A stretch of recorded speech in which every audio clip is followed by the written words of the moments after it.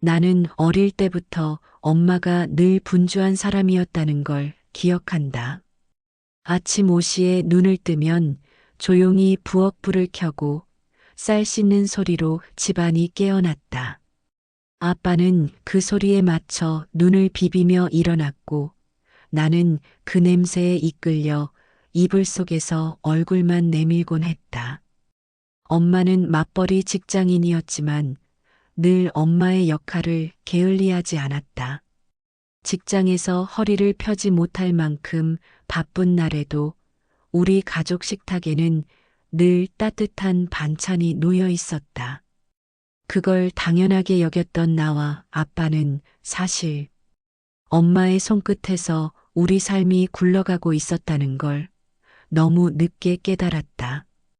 엄마는 피곤하다고 말한 적이 거의 없다. 무릎이 아프다고 말한 날에도 우리 집 욕실 타일 사이에 낀 곰팡이를 치우고 있었고 두통이 온다고 했던 날에도 내 도시락을 하나하나 싸서 가방에 넣어 주었다.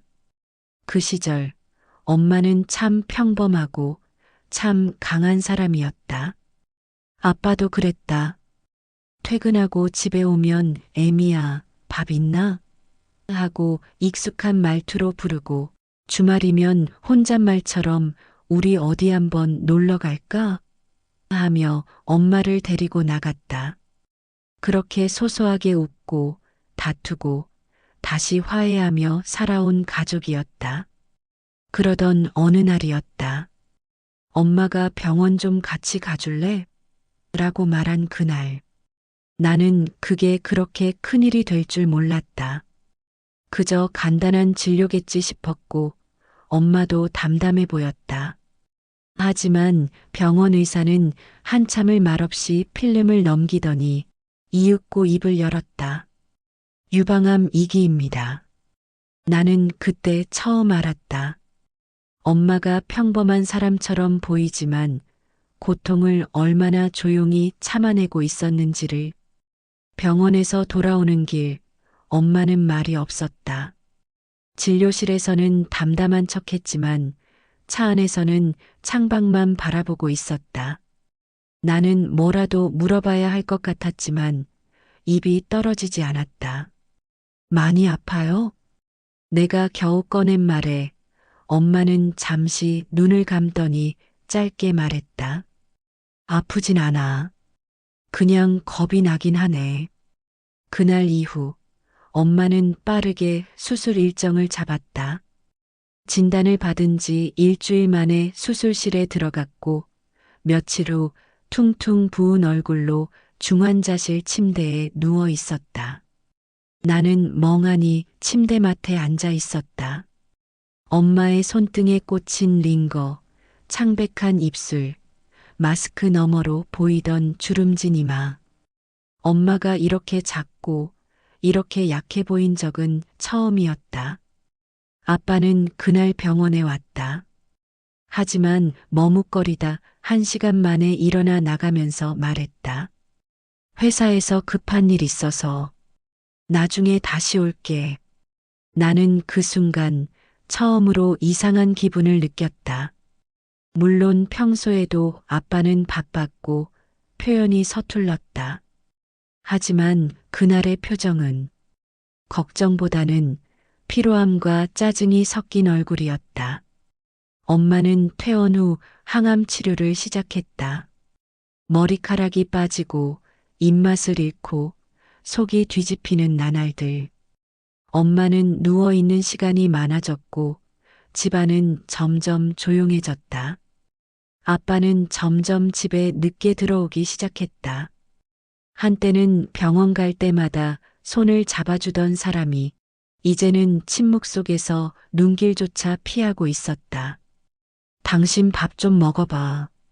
엄마가 힘겹게 내민 밥그릇을 아빠는 무심히 밀어놓았다. 이런 날에도 밥은 꼭 먹어야 돼? 냄새부터가 별로야.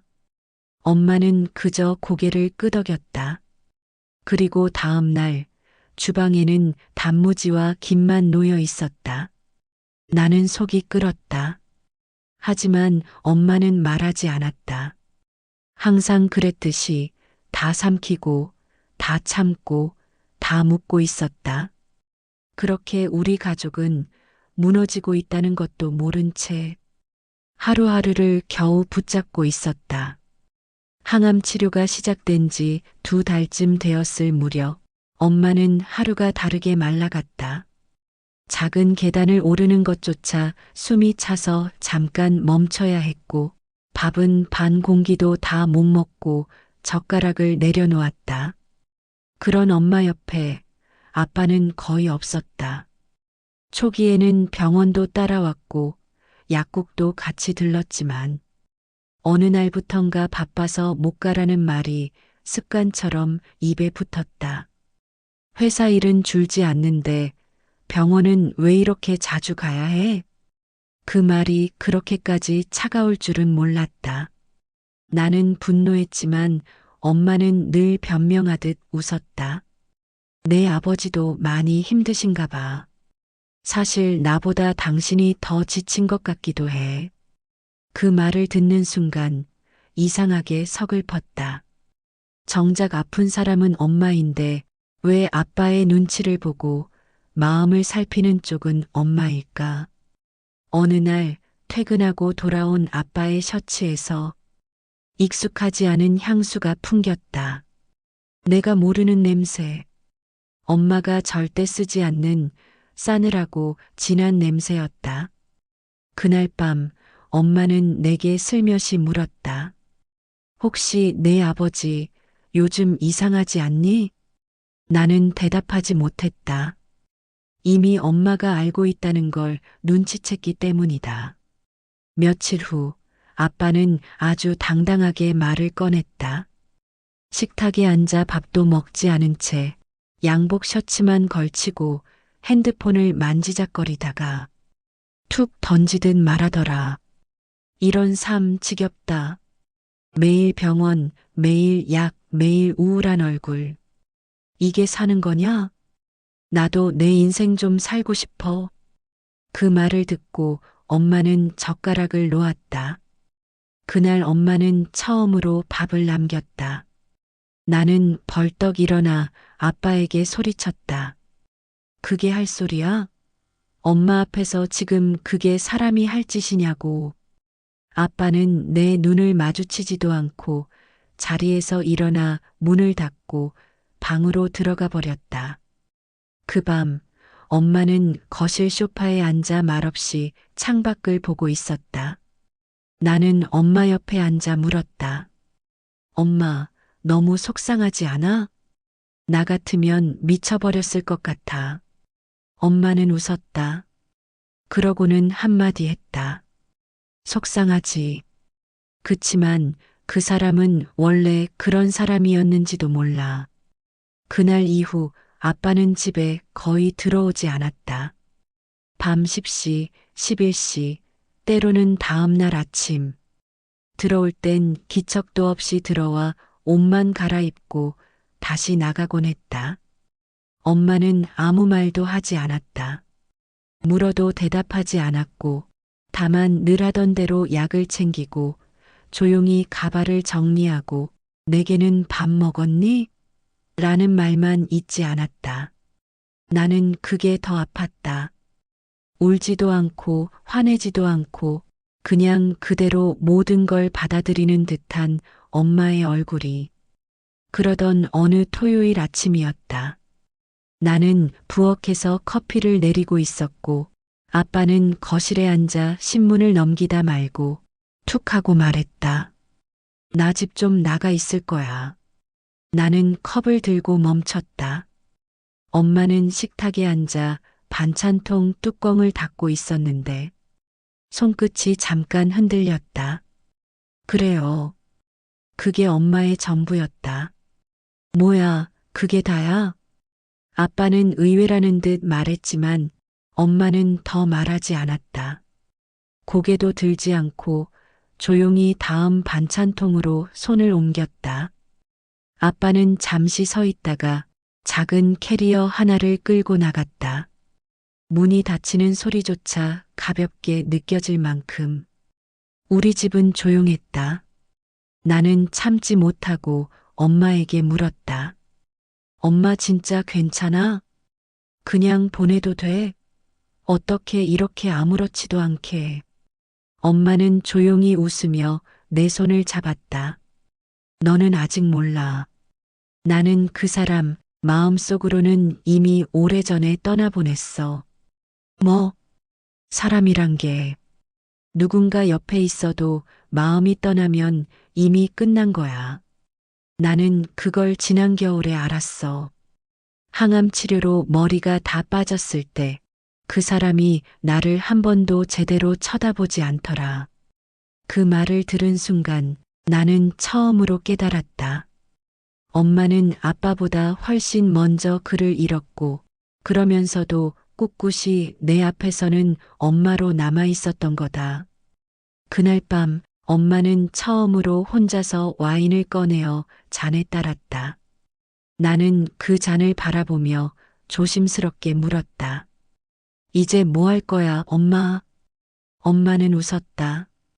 이제 나도 나를 좀 챙겨보려고. 병만 치료하는 게 아니라 마음도 좀 회복해야지. 엄마는 아빠가 떠난 후 며칠 동안 집 안에만 머물렀다. 하지만 이상하게도 그 침묵은 슬픔이 아닌 휴식 같았다. 가끔은 거실 창문을 열고 햇빛을 오래 바라보기도 하고 가끔은 하루 종일 아무 말 없이 그림책을 넘겨보기도 했다. 그리고 정확히 일주일 후 엄마가 외출 준비를 하기 시작했다. 늘 썼던 가발을 조심스럽게 손질하고 거울 앞에 오래 앉아 립스틱을 발랐다. 색은 연한 분홍색이었지만 그 안에 담긴 용기는 어떤 붉은색보다도 강해 보였다. 어디가? 내가 물었더니 엄마는 웃으며 대답했다. 병원에서 알게 된 사람들 모임 있어. 다들 나처럼 암 투병 중인데 매주 수요일에 한 번 모여서 산책도 하고 이야기 나누기도 한대. 처음엔 나도 걱정됐다. 기운도 없고 체력도 떨어졌는데 괜찮을까 싶었다. 하지만 돌아온 엄마의 얼굴을 보고 나서 그 걱정은 싹 사라졌다. 거기 언니들 진짜 재밌더라. 누구는 대장암인데 등산도 다닌대. 나는 아직 힘들어서 벤치에만 앉았는데 그냥 같이 웃는 것만으로도 기운이 나는 거 있지. 엄마는 매주 그 모임에 나가기 시작했다. 그리고 2달 후 공방 수업을 등록했다. 손재주 좋은 편은 아니라며 웃었지만 도자기 컵을 하나하나 빚는 손끝은 꽤 섬세했다. 이게 뭐라고 이렇게 재밌지? 엄마는 땀을 닦으며 내게 컵을 하나 건넸다. 삐뚤빼뚤한 손잡이, 조금씩 울퉁불퉁한 표면. 하지만 그 안에 담긴 건 아무도 대신해 줄 수 없는 엄마의 시간이었다. 어느 날은 혼자 영화도 보고 왔다고 했다. 또 어떤 날은 새로 만난 언니들과 저녁도 먹고 왔다고 했다. 그럴 때마다 나는 속으로 중얼거렸다. 엄마가 진짜 엄마에게 돌아오고 있구나.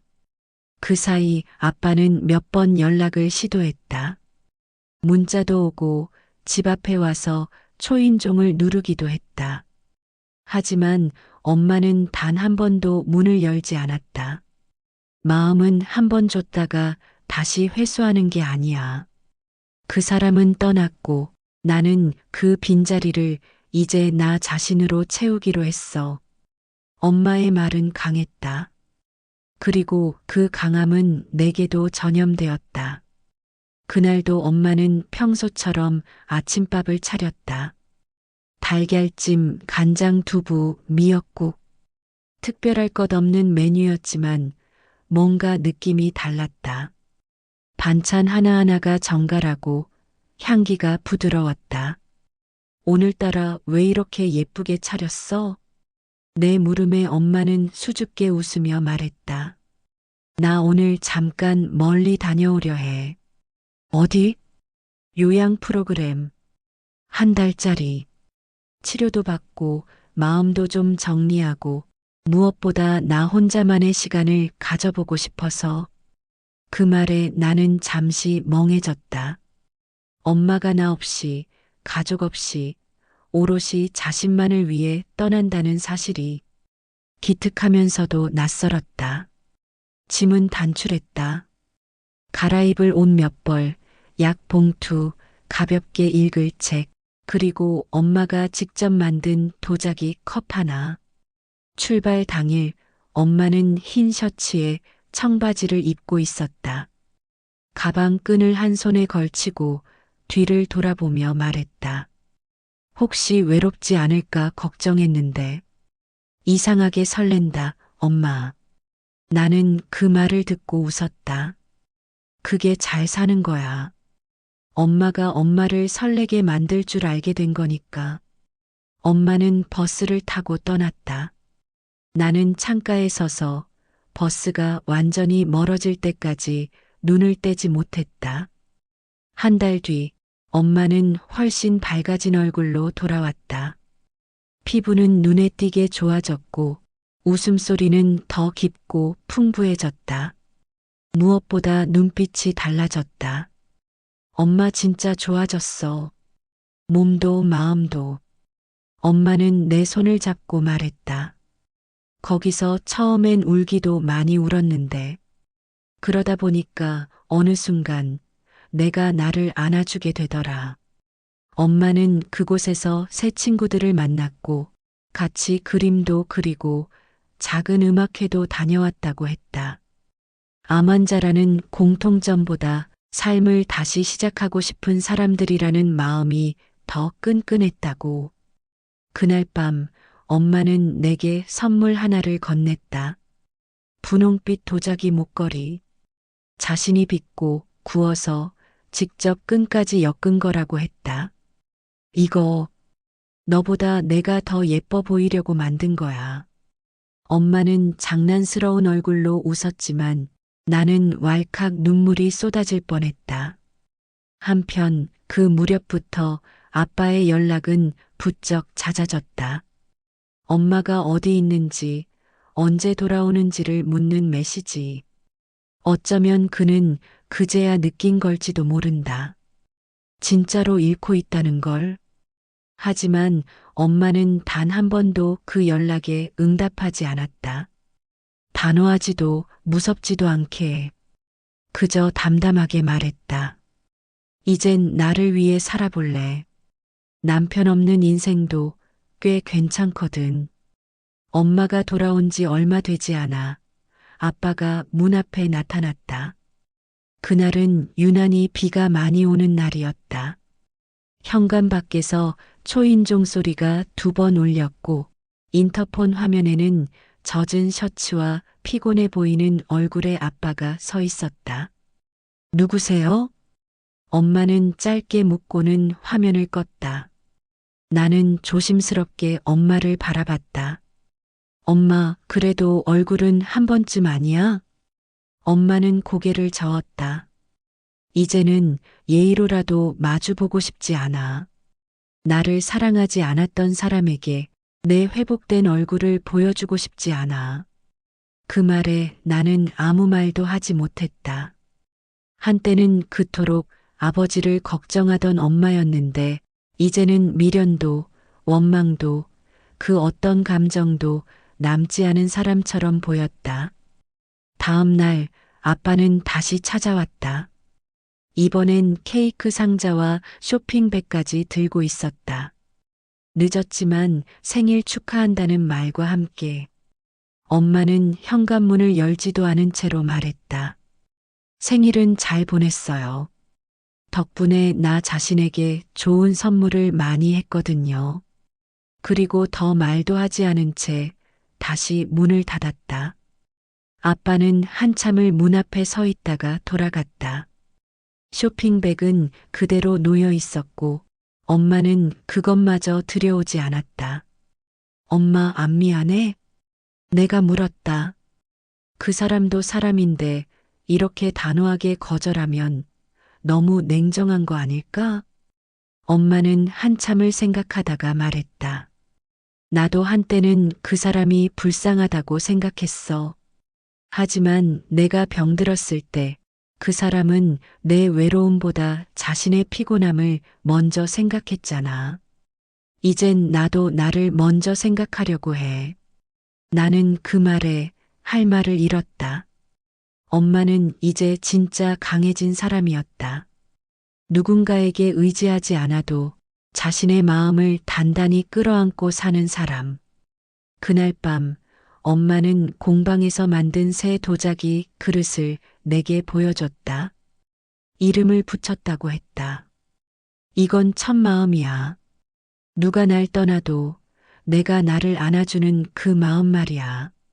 나는 도자기 안에 담긴 그 무늬를 가만히 들여다봤다. 비뚤어진 선도 있었고 삐걱거린 흔적도 있었지만 그 안에는 분명한 엄마가 살아 있었다. 아빠는 이번엔 나를 찾아왔다. 회사 근처 카페에서 아빠는 낡은 지갑에서 엄마 사진 한 장을 꺼내 보여줬다. 젊었던 시절 엄마가 웃고 있는 사진. 곱게 올린 머리와 입가의 주름이 인상적이었다. 너 엄마랑 연락하지? 나는 대답 대신 고개를 끄덕였다. 내가 그땐 너무 지쳐 있었어. 병원, 항암 치료, 우울한 분위기 그게 너무 버겁더라고. 근데 이렇게 멀어질 줄은 몰랐다. 돌아가고 싶다. 정말 미안했다고 전해줄 수 있겠니? 나는 아무 말도 하지 않았다. 아빠는 예전보다 수척해 보였고 눈 밑에 깊은 그늘이 져 있었다. 그 모습이 딱히 불쌍하지도 그렇다고 완전히 미워지지도 않았다. 집에 돌아와서 엄마에게 말을 꺼냈다. 아빠가 미안하대. 돌아가고 싶대. 지금이라도 다시 시작하고 싶대. 엄마는 말없이 내 얼굴을 바라보았다. 그리고는 찻잔을 들고 조용히 말했다. 딸, 내가 그 말을 전해야 한다는 게 너무 미안하다.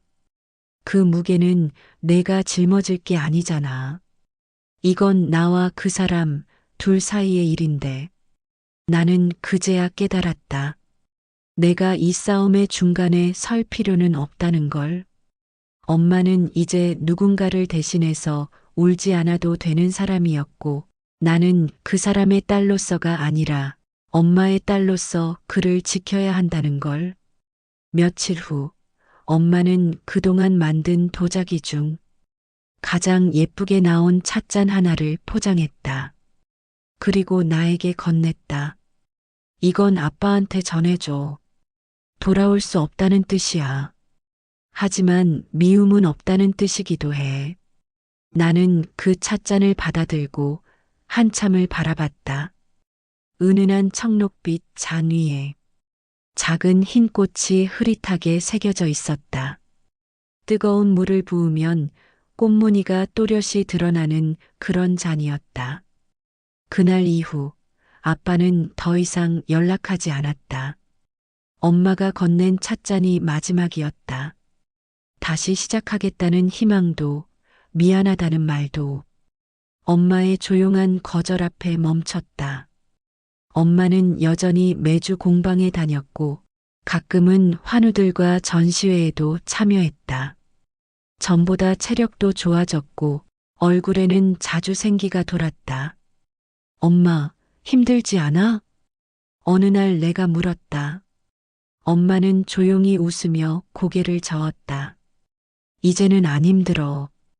아무것도 기대하지 않으니까 마음이 편해. 그리고 나 혼자가 아니야. 내 안에 나라는 친구가 생겼거든. 그 말이 너무 아름다워서 나는 괜히 눈물이 날 뻔했다. 한때 나는 엄마를 불쌍하게 여겼다.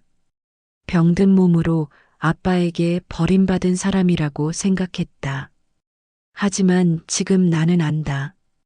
엄마는 누구보다 강하게 그 사람을 먼저 버렸고 자기 삶을 되찾은 사람이라는 걸. 어느 날 엄마는 내 손을 꼭 잡고 말했다. 너도 기억해. 사람은 누군가의 사랑을 받지 않아도 충분히 행복할 수 있어. 다만 자기 자신과 잘 지낼 수 있어야 해. 나는 그 말을 평생 기억할 것이다. 그리고 언젠가 내가 누군가의 엄마가 된다면 지금 내 엄마처럼 살아가고 싶다. 엄마는 지금도 혼자지만 결코 외롭지 않다. 도자기를 굽고 새 친구들과 여행을 다니고 거울 앞에서 립스틱 색을 고르며 웃는다. 나는 그런 엄마를 보며 생각한다. 세상에서 가장 단단한 사람은 가장 부드러운 마음으로 자신을 지켜낸 사람이라고.